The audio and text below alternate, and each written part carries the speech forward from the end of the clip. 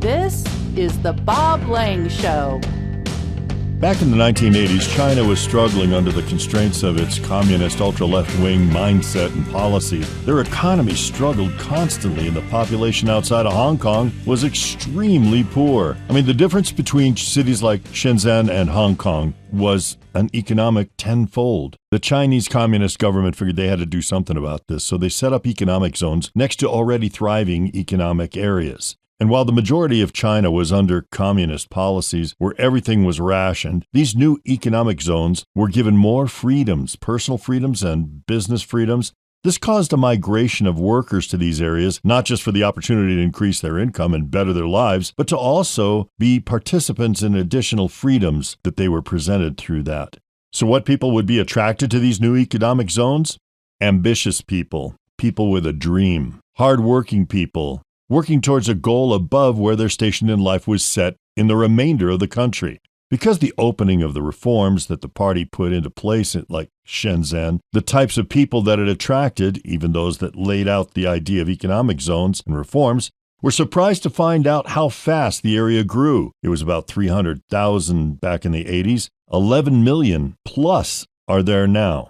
With these reforms happening in the 80s and 90s and the enthusiasm to build it out, Shenzhen became the size of Los Angeles today. Partnerships and open source technology, quote unquote, especially in the partnerships with the United States, were like adding a turbocharger to both the technology and the economy of China. When you think about this Chinese industrial revolution beginning in the 80s and realize we're finishing up the first quarter of this century and where both nations are in their development, it seems like the United States is not quite keeping up. But at the grassroots level, Shenzhen was becoming a very technologically creative center. Even if they did steal some of that, they call it open source. At the same time, Shenzhen was a manufacturing titan, and it was creating a lot of the products that the United States was inventing. But with the technology, workforce, and education in place, it's easy to see the power that China was amassing through their reforms. It resulted in China creating a middle class the size of the entire population of the United States. In this environment, Americans as well as Chinese are creating new products that are absolutely astounding to anyone over 50. And this creativity shows no sign of slowing down. From devices that'll automatically mute your TV when your political opponent begins to speak, to smart prosthetics for the disabled. Of course, this leaves out the advancements in more sophisticated defense products. Indeed, it'll take peacemakers and conscientious and properly profitable enterprises and policy to blend these nations' efforts into a peaceful world. Let's just pray and work toward creating an environment where peace and prosperity are paramount alongside human rights and freedom. Differentiators between the United States and China, in my humble opinion, are that 9-year-olds in China are writing code and turning it into an output creative device. The whole of their advancing development is leveraged through open source hardware. Now, I call it copyright infringement or patent infringement, and that highlights the difference between the capitalist American mindset and the communist Chinese mindset. They think it's sharing, and we think it's stealing our proprietary item or design. If Billy builds a better TV in his backyard and patents it, he should have the right to profit off of his creativity and design, and so it becomes his property, intellectual property or patent property. In China, they look at it as, I'm taking your design and I'm going to improve it and then make a profit on it. It's a mindset, it's a philosophy. It's not that we're stealing, it's we're borrowing it to make it better.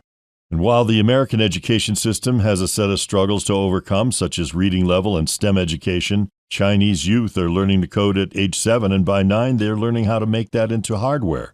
One very young student in China created a device for his mother that would remind her to take her house keys because she was always forgetting them. This young child learned how to get the sensor together, the programming together, make the device, and so it would say, "Mom, don't forget your keys," as she was headed for the door. This was 8 years ago. Imagine what's going on now. And now it's not all doom and gloom for the American student. I know of one who created a sensor to alert drivers that there's a baby in the back seat. So we have kids that are smart enough and able enough, but do we have them in numbers that the Chinese do? Do we have them effectively as the Chinese do? America North and South are full of creative people and they're quite capable of using technology to create amazing things. Where we get caught up is marrying the creative and the ability to translate that creative into something that can be manufactured and then into something that is profitable. Shenzhen, China realized that they had the technology, creative, and manufacturing capability and just looked the other way when it came to patent, copyright, and sharing. Strategic cooperation, a drive towards excellence in education and the creative mindset, along with upgrades in manufacturing, should help America, North and South, remain competitive in a quickly evolving world. Some of the material sourced for this report came from Wired UK.